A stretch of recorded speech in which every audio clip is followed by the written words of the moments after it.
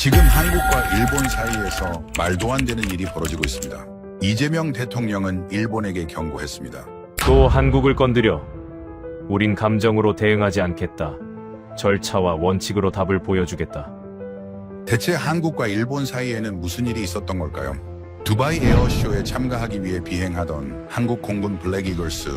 그러나 일본은 독도를 이유로 갑작스럽게 급유를 거부했고 그 순간 두바이 에어쇼 참가가 무산되며 한국은 국제적 망신을 당할 위기에 처했습니다. 전 세계가 한국은 결국 일본에 막힌 것인가라며 초유의 혼란을 바라보던 바로 그때 이재명 대통령은 단호하게 말했습니다. 길을 막으면 길을 새로 만들면 됩니다. KF-21을 투입하세요. 이 한 문장은 일본의 모든 예상을 완전히 무너뜨렸습니다. 이재명 대통령이 일본을 상대로 보여준 대응은 단순한 대응이 아니라 한국은 이제 일본의 어떤 부분도 의존하지 않겠다는 선언이었습니다. 전 세계가 예상하지 못한 반전, 위기 속에서 한국이 어떻게 스스로 답을 만들어냈는지, 한국과의 위기를 어떻게 반전시켰는지 그 이야기를 지금 시작하겠습니다. 시작에 앞서 좋아요, 구독 눌러주시면 감사하겠습니다. 안녕하세요. 저는 이노우의 아키라입니다. 미국 올해 나이는 39살입니다. 도쿄에 본사를 둔 국제안보 전문지에서 15년째 기자로 일하고 있습니다. 그동안 아시아 각국의 군사 동향을 취재하며 이 지역 안보 환경을 누구보다 잘 안다고 자부했죠. 특히 한국군에 대해서는 명확한 판단을 갖고 있었습니다. 미국 무기 체계에 의존하는 군대, 독자 기술력은 제한적이고 실전 경험도 부족한 조직. 그게 제가 파악한 한국군의 실체였어요. 2024년 11월 초 편집장에게서 긴급 취재 지시가 내려왔습니다. 두바이 에어쇼에 참가 예정이던 한국 공군 블랙 이글스 고개 비행단이 급유 문제로 참가를 포기했다는 소식이었죠. 일본 정부가 한국 측의 급유 요청을 거부했고 그 결과 블랙 이글스는 두바이까지 갈 방법을 잃었습니다. 편집장은 이 사건이 한일 관계의 새로운 국면을 보여주는 중요한 순간이라고 판단했어요. 솔직히 말하면 저는 이 사건이 당연한 결과라고 생각했습니다. 한국은 늘 일본의 협력을 지나치게 기대해왔거든요. 독도 문제로 갈등을 키워놓고도 필요할 때만 손을 내미는 태도, 그게 제가 본 한국의 외교 방식이었죠. 이번 급유 거부는 일본 정부의 정당한 주권 행사였고 한국이 자신들의 외교적 미숙함을 되돌아볼 기회라고 생각했습니다. 인천공항에 도착한 건 11월 6일 오후였습니다. 공항에서 나오는 순간부터 이상한 느낌을 받았어요. 뉴스에서는 블랙 이글스 무산 사건으로 한국이 들썩이고 있다고 보도했는데 공항은 지나치게 평온했습니다. 혼란이나 분노의 기미는 전혀 보이지 않았죠. 택시를 타고 서울로 향하면서도 그 이상한 평온함은 계속됐습니다. 호텔에 체크인하고 바로 취재를 시작했습니다. 먼저 연락한 곳은 공군본부였어요. 블랙 이글스를 직접 관리하는 부서에 인터뷰를 요청했죠. 예상했던 건 거절이나 회피였는데 놀랍게도 다음날 오전 방문이 승인됐습니다. 너무 쉽게 허락이 떨어져서 오히려 의아했어요. 혼란 속에 있는 조직이라면 언론 접촉을 꺼릴 텐데 이들은 달랐습니다. 11월 7일 아침 공군본부에 도착했습니다. 건물 안으로 들어서는 순간 저는 긴장했어요. 분명 내부는 난리가 났을 거라고 예상했거든요. 급유 거부로 계획이 무산됐으니 비난과 책임 공방이 한창일 거라고 믿었죠. 하지만 복도를 지나며 본 광경은 전혀 달랐습니다. 장교들은 차분하게 업무를 보고 있었고 급박한 분위기는 느껴지지 않았어요. 안내를 받아 들어간 회의실에서 공보실 관계자를 만났습니다. 20대 후반으로 보이는 여성 장교였죠. 사토 미치코라는 이름이었습니다. 그녀는 정중하게 인사하며 자리를 권했어요. 저는 곧바로 질문을 던졌습니다. 블랙 이글스 무산 사건에 대한 공군의 입장은 무엇인지, 일본 정부의 급유 거부를 어떻게 받아들이는지 물었죠.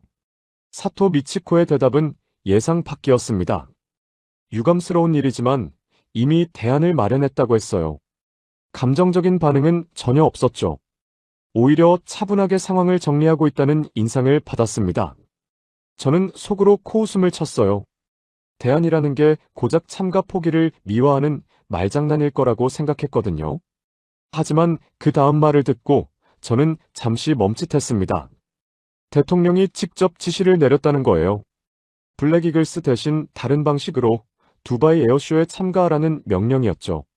저는 그 말을 듣고 황당했습니다. 대통령이 직접 나서서 고개 비행단 문제를 챙긴다는 게 말이 안 됐거든요. 국가 원수가 할 일이 그런 게 아니잖아요. 사토 미치코는 계속 설명했습니다. 대통령은 기체를 바꾸라고 지시했다고 했어요. 블랙이글스 대신 KF-21 보람의 전투기를 두바이에 보내서 한국의 항공 기술력을 직접 보여주라는 뜻이었죠. 저는 그 말을 듣고 어이가 없었습니다. KF-21을 급조로 준비해서 보낸다는 게 말이나 되는 소리인가 싶었어요. KF-21이라는 이름은 이미 알고 있었습니다. 한국이 개발 중인 전투기로 미국 기술에 크게 의존한다는 평가가 지배적이었죠. 독자 개발이라고 주장하지만 실제로는 미국 록히드 마틴의 설계를 참고한 것에 가깝다는 분석도 많았어요. 두바이 같은 큰 무대에 내놓기엔 아직 부족한 기체라고 생각했습니다. 회의실을 나오면서 저는 혼란스러웠어요. 예상했던 것과 분위기가 너무 달랐거든요. 한국군은 혼란에 빠져 있어야 정상인데 오히려 차분하게 다음 단계를 준비하고 있었죠. 이해할 수 없는 광경이었습니다. 일본의 겁으로 타격을 받았을 텐데 왜 이렇게 침착한 건지 알 수가 없었어요. 다음 날 세종시에 있는 국방과학연구소로 향했습니다. KF-21 개발에 직접 관여한 연구원을 인터뷰하기로 약속을 잡았거든요. 서울에서 세종까지 가는 동안 저는 계속 생각했어요. 한국이 정말 이 짧은 시간에 제대로 된 준비를 할 수 있을까? 블랙이글스를 대체할 만큼 KF-21이 완성도가 있을까? 의문만 쌓여갔죠. 연구소에 도착해서 만난 사람은 50대 중반의 연구원이었습니다. 차분한 말투로 KF-21 개발 과정을 설명했어요. 2015년부터 시작된 프로젝트이고 벌써 시험 비행을 100회 이상 마쳤다고 했죠. 저는 그 말을 듣고도 반신반의했습니다. 시험 비행 횟수가 많다고 해서 실전 배치 가능한 기체가 되는 건 아니니까요. 연구원은 태블릿을 꺼내 영상 몇 개를 보여줬습니다. KF-21이 하늘을 나는 장면이었어요. 확실히 비행 자세는 안정적으로 보였습니다. 하지만 저는 여전히 회의적이었죠. 영상만으로는 진짜 성능을 판단할 수 없으니까요. 중요한 건 실전에서 얼마나 신뢰할 수 있느냐는 거였어요. 그때 연구원이 말했습니다. KF-21은 한국이 독자 설계한 전투기라고요. 물론 미국과 협력한 부분도 있지만 핵심 기술은 한국 기술이라고 강조했어요. 저는 속으로 웃었습니다. 모든 나라가 자기 무기를 자랑할 때 하는 말이잖아요. 독자 기술이라는 표현은 사실 과장에 가까운 경우가 대부분이죠. 연구소를 나오면서도 저는 확신이 없었습니다. 한국이 정말 두바이에서 제대로 된 시연을 할 수 있을까? 블랙이글스 무산으로 생긴 공백을 KF-21로 메울 수 있을까? 솔직히 말하면 실패할 거라고 예상했어요. 준비 기간도 짧고 급조된 계획은 대부분 허점을 드러내기 마련이니까요. 그날 저녁 호텔로 돌아와 노트북을 열고 한국 언론 기사들을 훑어봤습니다. 블랙이글스 무산 사건을 다룬 기사들이 쏟아지고 있었어요. 하지만 논조가 이상했습니다. 대부분의 기사가 일본을 비난하는 대신 KF-21 전시로 전환된 계획을 긍정적으로 평가하고 있었거든요. 마치 계획된 수순처럼 받아들이는 분위기였죠. 저는 이해할 수 없었습니다. 왜 한국 언론은 일본의 금유 거부를 강하게 비판하지 않는 걸까요? 외교적 결례에 대해 분노를 표출해야 정상인데 오히려 새로운 기회라며 긍정적으로 포장하고 있었어요. 이런 반응은 제가 아는 한국의 모습이 아니었습니다. 11월 9일 다시 공군본부를 찾았습니다. 이번엔 두바이 파견 준비를 총괄하는 팀을 만나기로 했어요. 회의실에 들어서니 여러 명의 장교가 모여 회의 중이었습니다. 그들은 저를 보고도 크게 신경 쓰지 않았어요. 각자 자료를 검토하고 의견을 나누는 모습이 일상적인 업무처럼 보였죠. 한 대령이 브리핑을 시작했습니다. 두바이 에어쇼는 11월 13일부터 시작되니 시간이 촉박하다고 했어요. KF-21 2대를 파견하기로 결정했고 정비팀과 조종사도 이미 선발을 마쳤다고 했죠. 저는 그 말을 듣고 고개를 가우뚱했습니다. 고작 며칠 만에 이 모든 걸 준비했다는 게 믿기지 않았거든요. 브리핑이 끝나고 저는 질문을 던졌습니다. 이렇게 짧은 시간에 준비된 계획이 정말 성공할 수 있느냐고 물었죠. 대령은 잠시 저를 쳐다보더니 차분하게 대답했어요. 준비는 충분히 됐다고요. KF-21은 이미 검증된 기체이고 조종사들도 경험이 풍부하다고 했습니다. 저는 여전히 의심스러웠습니다. 하지만 그들의 얼굴에서는 불안이나 조급함이 보이지 않았어요. 오히려 자신감마저 느껴졌죠. 이건 블러핑일까? 아니면 정말 뭔가 준비가 돼 있는 걸까? 저는 혼란스러웠습니다. 그날 밤, 저는 호텔방에 누워 천장을 바라봤습니다. 지난 며칠 동안 본 것들이 머릿속을 맴돌았어요. 침착한 한국군, 대통령의 직접 지시, KF-21로의 급격한 전환. 모든 게 제가 예상했던 시나리오와 달랐죠. 한국은 혼란에 빠져야 했는데 오히려 질서정연하게 움직이고 있었습니다. 저는 설명할 수 없는 작은 균열이 제 안에서 조용히 퍼지고 있음을 느낄 뿐이었습니다. 11월 11일 아침, 저는 다시 세종시로 향했습니다. 이번엔 국방과학연구소가 아니라 공군 정비창이었어요. KF-21을 두바이로 보내기 전 최종 점검이 이뤄지는 곳이었죠. 솔직히 말하면 호기심보다는 의심이 앞섰습니다. 과연 이들이 제대로 된 준비를 하고 있는지 직접 확인하고 싶었거든요. 정비창 입구에서 신분 확인을 받고 안으로 들어섰습니다. 거대한 경납고가 눈에 들어왔어요. 천장이 높고 조명이 밝았죠. 그 안에 KF-21 두 대가 나란히 서 있었습니다. 회색 도장이 된 기체는 생각보다 날렵해 보였어요. 하지만 겉모습만으로는 알 수 없었죠. 중요한 건 속이니까요. 경납고 안은 조용했습니다. 예상했던 소란스러움은 없었어요. 정비사들이 각자 맡은 구역에서 묵묵히 작업하고 있었죠. 누군가는 기체 하부를 점검하고 다른 이는 전자장비를 확인하고 있었어요. 체계적으로 움직이는 모습이 마치 오래전부터 계획된 일처럼 보였습니다. 안내를 맡은 중령이 저를 한 정비사에게 데려갔습니다. 30대 초반으로 보이는 남성이었어요. 최도연이라는 이름이었죠. 그는 KF-21의 공중급류 시스템을 점검하는 책임자였습니다. 중령이 간단히 소개를 하자 최도연은 고개를 끄덕이고 다시 작업에 집중했어요. 저는 그의 옆에 서서 작업 과정을 지켜봤습니다. 최도연은 태블릿을 들고 기체 좌측의 급류 포트를 확인하고 있었어요. 손가락으로 화면을 넘기며 체크리스트를 하나씩 확인했죠. 그 모습은 기계적이지 않았어요. 오히려 신중하고 정밀했습니다. 급유 포트 덮개를 열자 내부 구조가 드러났습니다. 복잡한 배관과 밸브들이 정교하게 연결돼 있었어요. 최도연은 작은 손전등을 꺼내 구석구석을 비췄습니다.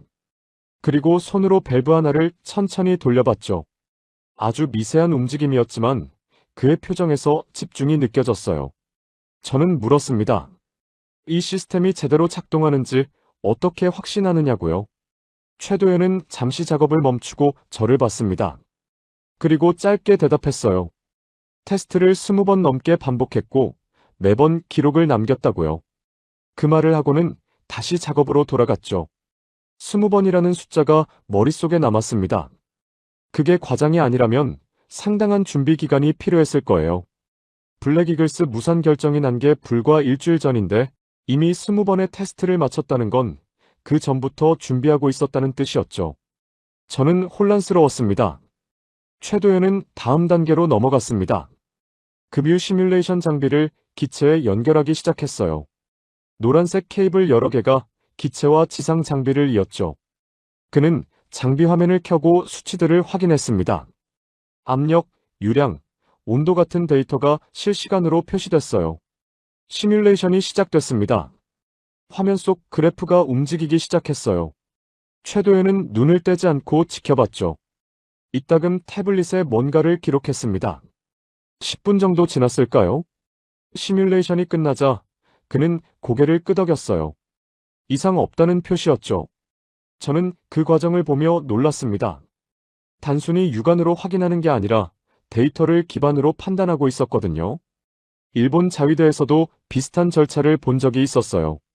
하지만 한국이 이 정도 수준의 점검 체계를 갖췄다는 건 예상 밖이었죠. 오후가 되자 다른 정비사들도 각자의 점검을 마무리하기 시작했습니다. 엔진 담당자는 배기구 온도 센서를 재확인했고, 전자전 장비 담당자는 소프트웨어 버전을 점검했어요. 모든 과정이 기록으로 남았죠. 태블릿에 입력된 데이터는 중앙 시스템으로 전송됐습니다. 중령이 저를 관제실로 안내했습니다. 작은 방이었지만 여러 대의 모니터가 벽면을 가득 채우고 있었어요. 각 모니터에는 KF-21 두 대의 상태 정보가 실시간으로 표시되고 있었죠. 엔진 상태, 연료량, 전자장비 작동 여부까지 모든 게 한눈에 들어왔습니다. 관제실에 앉아있던 중령 한 명이 데이터를 확인하고 있었어요. 그는 화면을 가리키며 설명했습니다. 모든 수치가 정상 범위 안에 있다고요. 두바이까지 비행하는데 문제 없다고 했죠. 저는 그 모니터를 보며 생각했습니다. 이건 단순한 준비가 아니었어요. 저녁 무렵 경납고로 돌아왔습니다. 정비사들은 이미 대부분 퇴근한 상태였어요. 최도연만 남아서 마지막 점검을 하고 있었죠. 저는 그에게 다가가 물었습니다. 왜 이렇게까지 꼼꼼하게 확인하느냐고요? 최도연은 잠시 손을 멈추고 저를 봤습니다. 그리고 말했어요. 조종사의 생명이 걸린 일이라고요. 단 하나의 실수도 용납할 수 없다고 했죠. 그 말투는 담담했지만 무게가 있었습니다. 저는 더 이상 질문하지 않았어요. 11월 12일 KF-21 두 대가 두바이로 출발했습니다. 저는 경납고에서 그 순간을 지켜봤어요. 조종사들이 탑승하고 엔진이 가동됐죠. 제트 엔진 특유의 낮은 울림이 경납고를 가득 채웠습니다. 기체가 천천히 움직이기 시작했어요. 활주로로 나간 KF-21은 잠시 멈췄습니다. 관제탑의 허가를 기다리는 순간이었죠. 그리고 엔진 소리가 커졌어요. 기체는 가속하기 시작했고 곧 바퀴가 땅에서 떨어졌습니다. 하늘로 올라가는 KF-21을 보며 저는 이상한 감정을 느꼈어요. 일본 자위대의 F-15 전투기를 취재한 적이 있었습니다. 그때도 비슷한 장면을 봤죠. 하지만 지금 느낌은 달랐어요. KF-21은 한국이 독자적으로 만든 기체였습니다. 설계부터 제작, 정비까지 모든 과정이 한국 기술로 이루어졌다는 사실이 새삼 실감났죠. 두바이 에어쇼는 11월 13일에 시작될 예정이었습니다. 저는 한국에서 그 결과를 기다리기로 했어요. 현장에 가지 않은 이유는 간단했습니다. 이미 충분히 많은 걸 봤다고 생각했거든요. 두바이에서 무슨 일이 벌어지든 제가 본 한국의 준비 과정은 변하지 않을 테니까요. 호텔 방으로 돌아와 노트북을 열었습니다. 한국 언론은 KF-21 출발 소식을 크게 다루고 있었어요.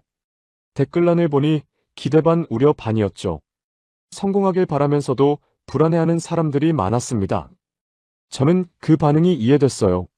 아직 검증되지 않은 전투기를 국제무대에 내보내는 건 모험이니까요.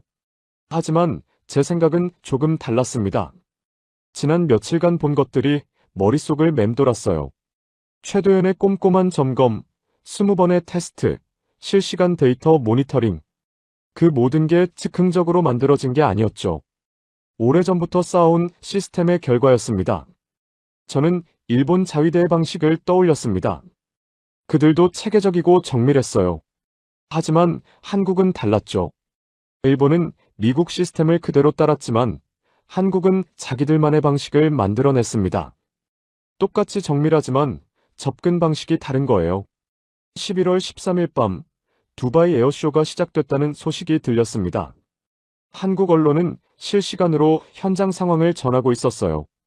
KF-21이 전시장에 도착했고 많은 관람객이 몰리고 있다는 내용이었죠. 저는 그 기사들을 읽으며 복잡한 기분이 들었습니다. 사실 저는 KF-21이 실패하길 바랐던 건 아니었습니다. 다만 한국이 과대평가되는 걸 경계했을 뿐이었어요. 일본 기자로서 객관적 시각을 유지하려 했죠. 하지만 지금은 그 객관성이 흔들리고 있었습니다. 제가 본 건 과대평가가 아니라 실제 능력이었거든요. 다음 날 아침 두바이 현지 언론 기사를 확인했습니다. KF-21에 대한 반응이 실려 있었어요. 중동 국가들의 군 관계자들이 관심을 보이고 있다는 내용이었죠. 일부는 구매 가능성을 타진하기도 했습니다. 저는 그 기사를 읽고 놀랐어요. 중동은 무기 시장에서 까다롭기로 유명했습니다. 검증된 무기만 구매하는 경향이 강했거든요. 그런 그들이 KF-21에 관심을 보인다는 건 단순한 호기심 이상이었죠. 실제 성능을 인정했다는 의미였습니다. 저는 창밖을 바라봤습니다. 서울의 하늘은 맑았어요. 며칠 전만 해도 이 도시가 낯설게 느껴졌는데 지금은 달랐죠. 여전히 이해할 수 없는 부분이 많았지만 적어도 한 가지는 확실해졌습니다.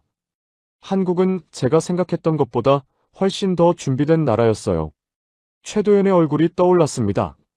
묵묵히 급유포트를 점검하던 그의 모습, 조종사의 생명이 걸렸다고 말하던 그 진지한 표정. 그건 단순한 책임감이 아니었어요. 자기 일에 대한 확신이었죠. 그 확신이 KF-21을 두바이까지 날려보낸 거였습니다. 저는 노트북을 덮고 침대에 누웠습니다. 피곤했지만 잠은 오지 않았어요. 머릿속이 복잡했거든요. 일본 기자로서 지켜야 할 입장과 제가 직접 본 현실 사이의 간극. 그 간극이 점점 벌어지고 있었습니다. 일본이 한국의 금유를 거부한 건 정당한 결정이었을까요? 저는 그렇게 믿었어요. 하지만 지금은 확신할 수 없었죠. 한국은 일본의 도움 없이도 문제를 해결했습니다. 오히려 더 나은 방식으로요. 블랙이글스 대신 KF-21을 보낸 건 어쩌면 더 현명한 선택이었을지도 몰랐어요. 제가 알고 있던 기준이 흔들리기 시작했습니다. 11월 15일, 저는 다시 세종시로 향했습니다. 이번엔 공식 일정이 아니었어요. 그냥 직접 확인하고 싶었죠. KF-21이 두바이에서 어떤 평가를 받고 있는지, 그 소식이 한국 내부에서 어떻게 받아들여지는지 보고 싶었거든요. 국방과학연구소 정문 앞에 도착했을 때 경비가 저를 알아봤습니다. 며칠 전에 왔던 일본 기자라고 했더니 안으로 들어가도 된다고 했어요. 특별한 절차 없이 통과할 수 있었죠. 이상하게도 그 순간 이질감이 들었습니다. 일본 기자인 저에게 이렇게 쉽게 출입을 허락하다니요. 연구동 복도를 걷는데 한 연구원과 마주쳤습니다. 50대 초반의 남성이었어요. 며칠 전 KF-21 개발 과정을 설명해줬던 사람이었죠. 그는 저를 보고 반갑게 인사했습니다. 그리고 물었어요. 두바이 소식을 들었느냐고요? 저는 고개를 끄덕였습니다. 한국 언론 기사로 대략 파악하고 있다고 했죠. 연구원은 웃으며 말했어요. 생각보다 반응이 좋다고요. 중동 국가 몇 곳에서 구체적인 성능 자료를 요청했다고 했습니다. 그의 말투는 담담했지만 자부심이 묻어났어요. 연구원은 저를 한 회의실로 안내했습니다. 벽면에 대형 모니터가 걸려 있었어요. 화면에는 두바이 에어쇼 현장 사진들이 띄워져 있었죠. KF-21 앞에 사람들이 모여있는 모습, 조종석을 들여다보는 군 관계자들, 기체를 촬영하는 언론인들. 생각보다 많은 사람이 관심을 보이고 있었습니다. 연구원이 말했습니다. 특히 공중급류 시스템에 대한 문의가 많다고요. 한국이 독자적으로 개발한 부분이라 주목받고 있다고 했죠. 저는 그 말을 듣고 최도연을 떠올렸습니다. 경납고에서 급유포트를 점검하던 그의 모습이 생각났어요. 오후에는 공군 정비창을 다시 찾았습니다. 경납고는 비어 있었어요. KF-21 두 대가 모두 두바이에 있으니 당연한 일이었죠. 하지만 정비사들은 여전히 일하고 있었습니다. 다른 기종을 점검하고 있었어요. 최도연을 찾았습니다. 그는 F-15K 전투기 앞에 서 있었어요. 엔진 커버를 열고 내부를 살피고 있었죠. 저는 그에게 다가가 인사했습니다. 그는 고개를 들어 저를 봤어요. 그리고 짧게 인사를 받았죠. 저는 물었습니다. KF-21이 두바이에서 잘하고 있다고 생각하느냐고요. 최도연은 잠시 생각하더니 대답했어요. 잘할 거라고 믿는다고요. 준비는 충분히 했다고 했습니다. 그 말에는 의심이 없었어요. 저는 더 물었습니다. 만약 문제가 생기면 어떻게 하느냐고요. 최도연은 태블릿을 꺼내 화면을 보여줬습니다. 두바이에 파견된 정비팀과 실시간으로 연결돼 있다고 했어요. 기체 상태를 원격으로 모니터링하고 있고 문제가 생기면 즉시 대응할 수 있다고 했죠. 화면에는 KF-21의 각종 센서 데이터가 표시되고 있었습니다. 엔진 온도, 유압 수치, 전자장비 상태까지 모든 게 실시간으로 업데이트되고 있었어요. 저는 그 화면을 보며 놀랐습니다. 수천 킬로미터 떨어진 곳의 기체를 이렇게 세밀하게 추적하고 있다니요. 최도연이 말했습니다. 이 시스템은 KF-21 개발 초기부터 구축됐다고요.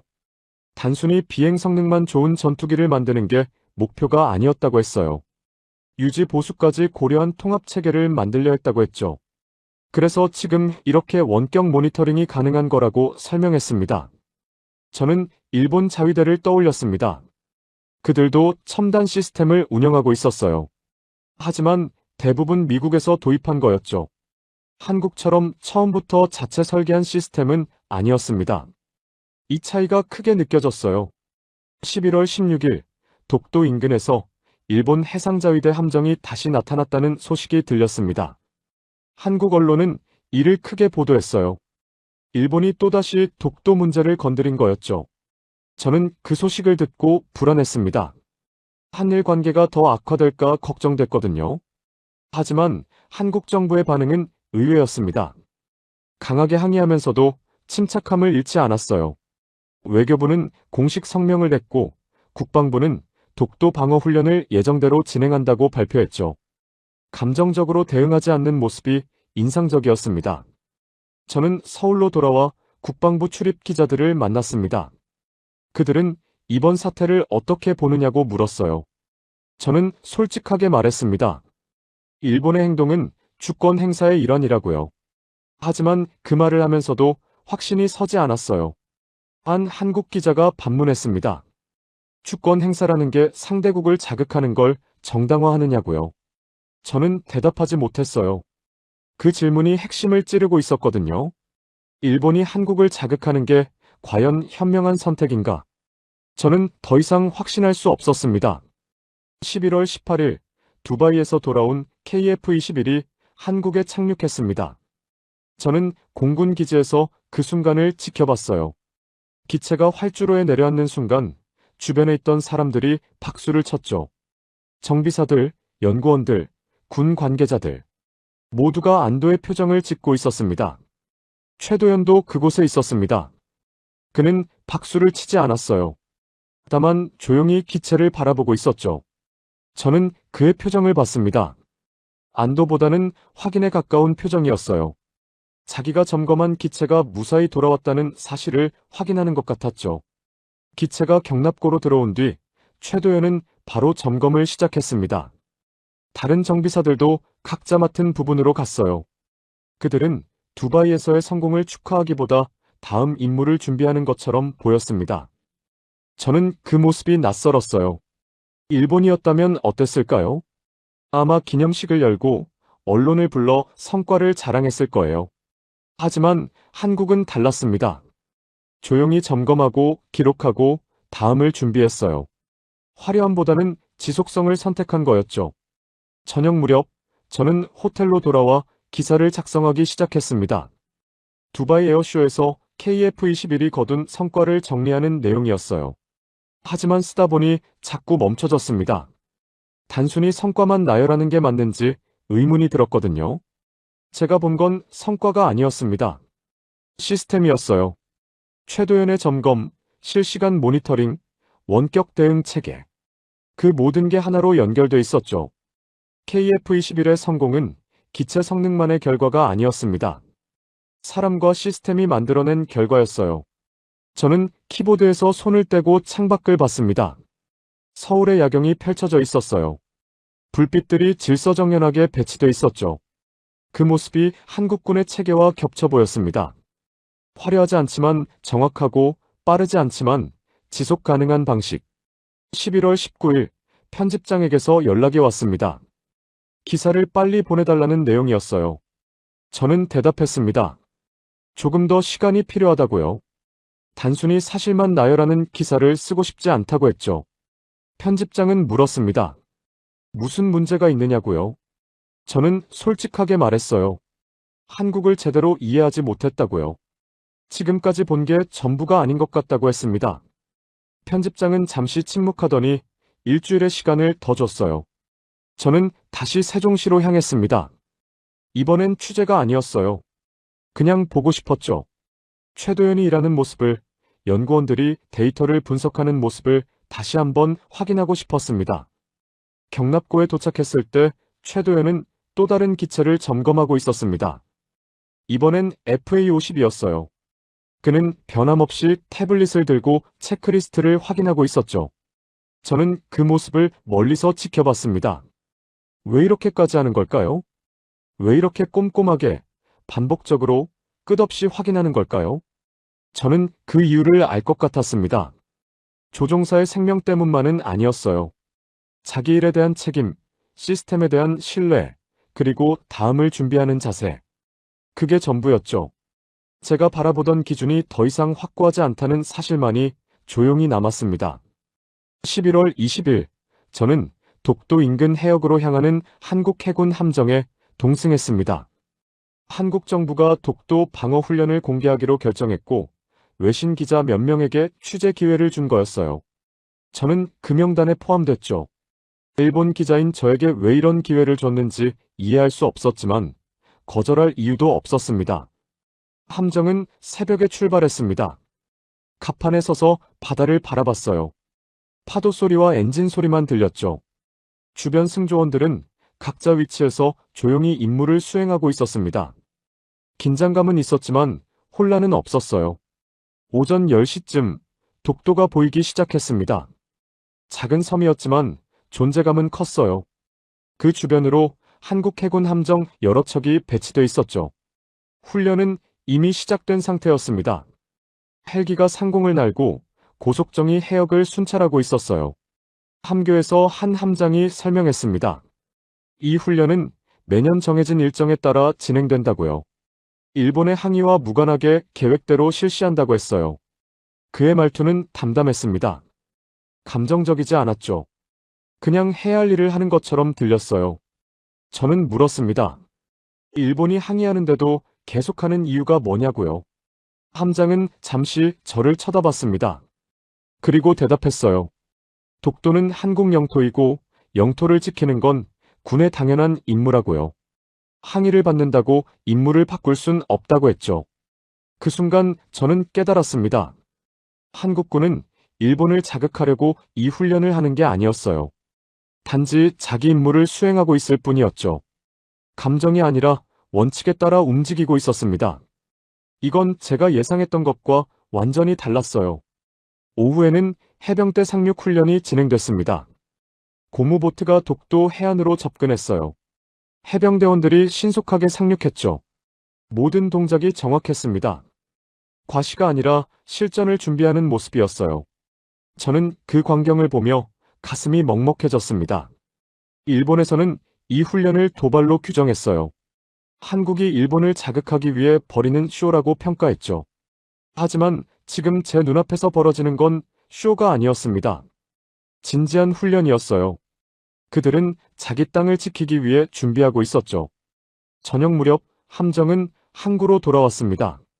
저는 서울로 향하는 차 안에서 계속 생각했어요. 오늘 본 것들이 머릿속을 떠나지 않았죠. 한국군의 태도, 함장의 말, 해병대원들의 움직임. 모든 게 제가 알던 한국과 달랐습니다. 11월 23일, 저는 다시 세종시를 찾았습니다. 이번이 마지막이 될 거라고 생각했어요. 기사를 완성하고 일본으로 돌아가야 했으니까요. 하지만 마음 한편으로는 아직 정리되지 않은 게 있었습니다. 국방과학연구소 경납고에 도착했을 때 최도연을 다시 만났습니다. 그는 여전히 기체를 점검하고 있었어요. 이번엔 KF-16이었죠. 저는 그에게 다가가 인사했습니다. 그는 고개를 끄덕이고 작업을 계속했어요. 저는 옆에 서서 그의 작업을 지켜봤습니다.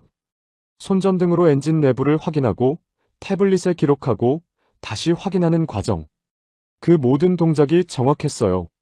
서두르지 않았지만 빠뜨리는 것도 없었죠.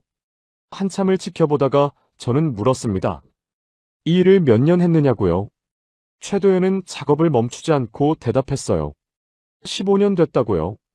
저는 다시 물었습니다. 지루하지 않느냐고요. 그는 잠시 손을 멈추고 저를 봤습니다. 최도연이 말했습니다. 지루한 게 아니라 익숙한 거라고요. 매번 같은 일을 반복하지만 매번 다른 기체를 만난다고 했어요. 같은 절차지만 상황은 항상 다르다고 했죠. 그래서 한 번도 같은 점검은 없었다고 말했습니다. 저는 그 말을 듣고 숙연해졌습니다.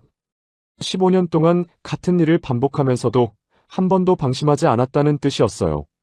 매번 새롭게 집중했다는 거였죠. 이건 단순한 성실함이 아니었습니다. 신념이었어요. 최도연은 다시 작업으로 돌아갔습니다. 저는 더 이상 질문하지 않았어요. 그냥 지켜봤죠. 그가 엔진 커버를 닫고 볼트를 조이고 최종 확인을 마치는 모습을 끝까지 봤습니다. 그 과정이 마치 의식처럼 느껴졌어요. 경납고를 나오면서 저는 깨달았습니다.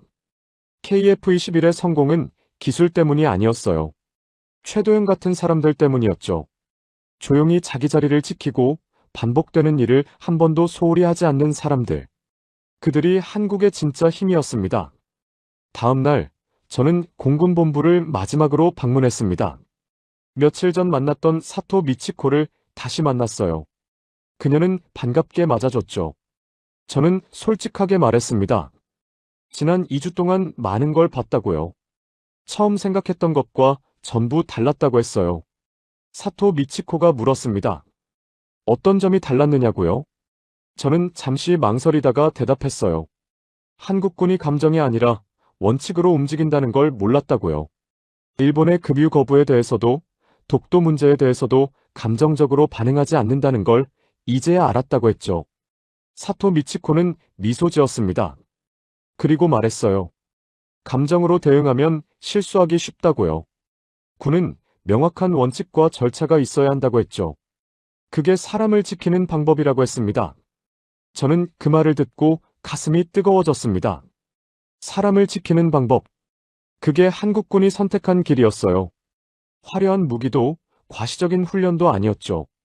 그냥 사람을 지키기 위한 시스템을 만들고 그걸 묵묵히 지켜나가는 것. 그게 전부였습니다. 공군본부를 나오면서 저는 하늘을 올려다봤습니다. 맑은 날씨였어요.